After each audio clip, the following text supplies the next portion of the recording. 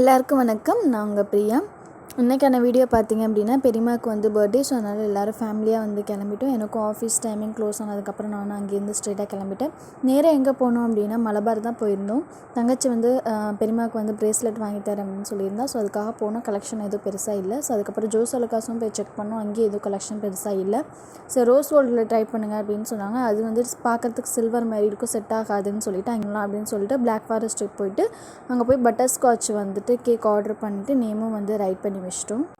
அப்புறம் வந்து கேண்டில்லாம் ஏற்றிட்டு பெரியம்மா வந்து கட் பண்ணாங்க. ஹர்ஷன் கை பிடிச்சிட்டு கட் பண்ணிட்டு எல்லோரும் ஷேர் பண்ணி சாப்பிட்டுட்டு அதுக்கப்புறம் அம்மாச்சிக்கும் அம்மாவும் வரல. ஸோ அவங்க 2 பேருக்கும் வந்துட்டு கேக் வந்து வாங்கிக்கிட்டோம். பார்சல் வந்து வாங்கிட்டு அங்கேருந்து கிளம்பிட்டோம். ஸோ அதுக்கப்புறம் வந்துட்டு எங்கே போகணுங்கிறதுலாம் நீங்கள் நெக்ஸ்ட்டு வந்து பார்க்கலாம்.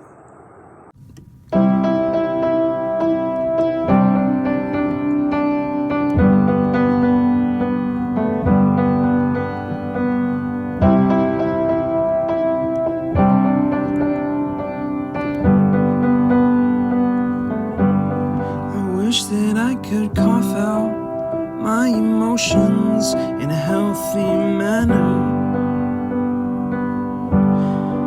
and just become.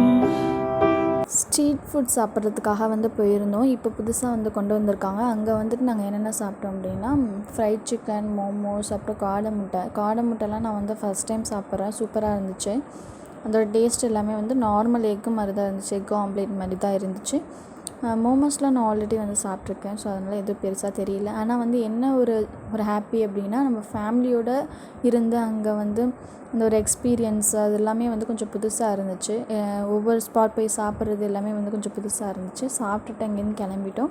நெக்ஸ்ட்டு வந்துட்டு பொருட்காட்சி போட்டிருந்தாங்க. அது க்ளோசிங் டைம். ஸோ அதையும் லைட்டாக பார்த்துட்டு கொலப்பசி அப்படின்னு சொல்லிட்டு ஒரு ஹோட்டலில் போய் சாப்பிட போனோம். ஃபஸ்ட் டைம் இந்த ஹோட்டல் நாங்கள் போயிட்டு அங்கே வந்து ஆல்ரெடி அங்கே ஃபுல்லாக தான் இருந்துச்சு. அதனால் லைட்டாக மட்டும் எடுத்துக்கிட்டோம். அதாவது சிக்கன் ஃப்ரைட் ரைஸ், அதுக்கப்புறம் பிரியாணி, ஷவர்மா இதெல்லாம் சாப்பிட்டுட்டு அங்கேருந்து வந்து கிளம்பிட்டோம். ஸோ நாங்கள் கிளம்பும் போது அரௌண்ட் ஒரு 10:30க்கு மேலே ஆயிடுச்சு.